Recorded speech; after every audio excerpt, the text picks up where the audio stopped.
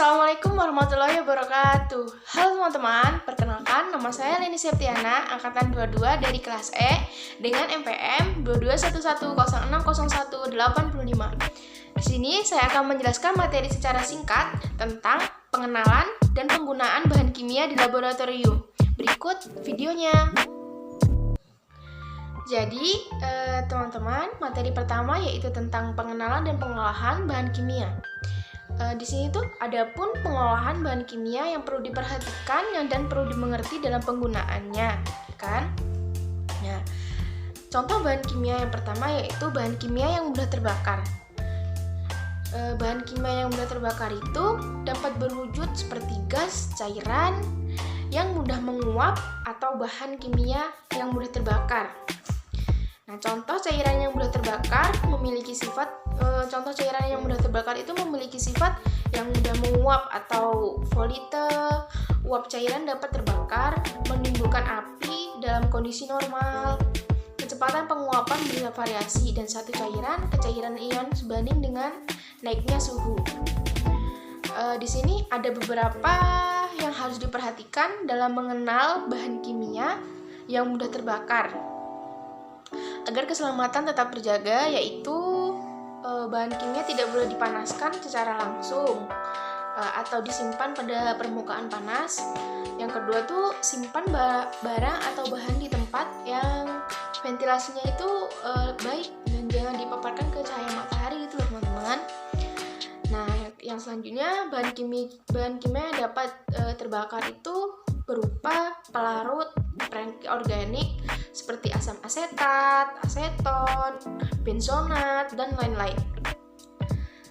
Dan selanjutnya bahan organik itu seperti fosfor kuning akan terbakar bila berhubungan dengan udara yang disimpan di tempat yang selalu terbuka gitu teman-teman. Nah, contoh bahan kimia yang mudah terbakar itu seperti ini teman-teman. Ada kation, ada etanol, dan masih banyak lagi teman-teman. Baik teman-teman, selanjutnya bahan pengoksidasi. Bahan pengoksidasi dapat menimbulkan reaksi ekosistemis yang sangat tinggi jika kontak langsung dengan bahan kimia lain, khususnya mudah terbakar. Jadi bahan pengoksidasi itu mudah terbakar ya teman-teman.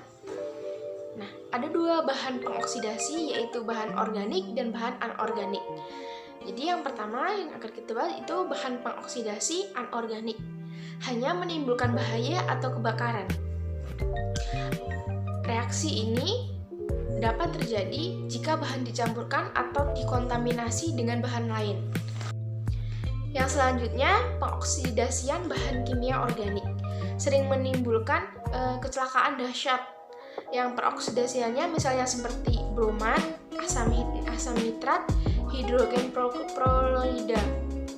Contoh bahan kimia pengoksidasi yaitu ini teman-teman, hidrogen peroksidasi dan asam nitrat.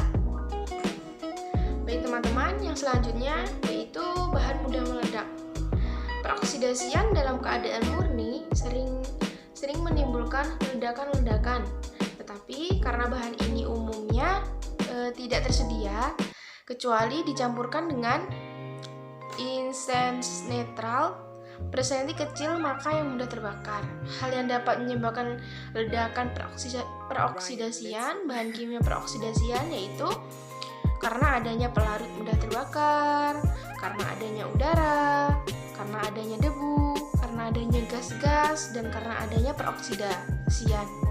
Di bahan-bahan yang mudah meledak ini dapat dicegah dengan cara biasanya itu melakukan eksperimen di tempat terbuka atau dalam lemari uap.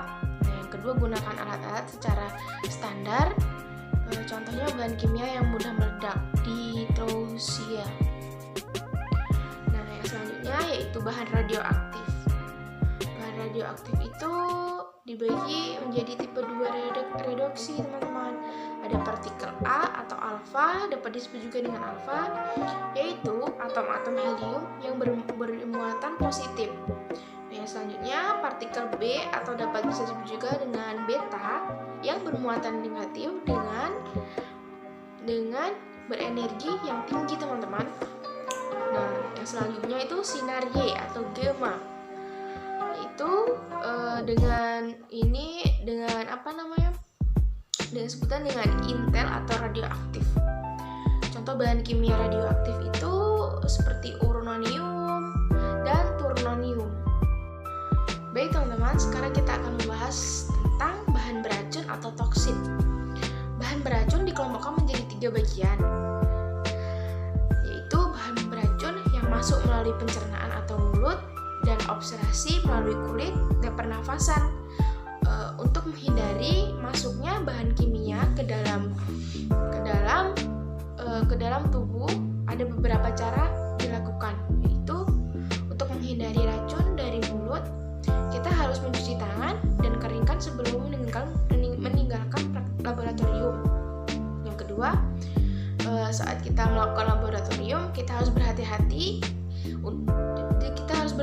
dengan menggunakan pipet kaca supaya tidak mengenai mulut kita. Yang kedua, untuk menghindari racun dari kulit. Adapun untuk menghindari racun dalam kulit, yaitu dengan cara cegah kontak kulit secara langsung. Dan yang kedua, gunakan sarung tangan ketika melakukan praktikum. Nah, yang ketiga itu bahan kimia dengan notasi baik. Dengan bahan kimia yang ketiga itu melalui pernafasan. Jadi hati-hati ketika kita melakukan atau di laboratorium, kita harus tidak boleh mencium bahan-bahan kimia yang tidak diperbolehkan kepada praktikum untuk praktikan. Nah, adapun sifat-sifat berikut yang ditandai dengan very toxic, sangat beracun. Nah, gambar very toxic sangat beracun ini bahan dan farmasi yang ditandai dengan notasi bahaya atau very toxic yang menyebabkan kesehatan atau kronis dan bahkan menyebabkan kematian, teman-teman. Nah, yang kedua itu toksik. Toksik itu beracun. Bahan dan farmasi yang ditandai dengan notasi toksik dapat menyebabkan kerusakan kesehatan atau bahkan dapat merusak pernafasan kita, teman-teman, dan menyebabkan kematian juga. Dan yang terakhir yaitu harmful atau bahaya, yang ditandai dengan notasi bahaya. Harmful memiliki resiko merusak kesehatan.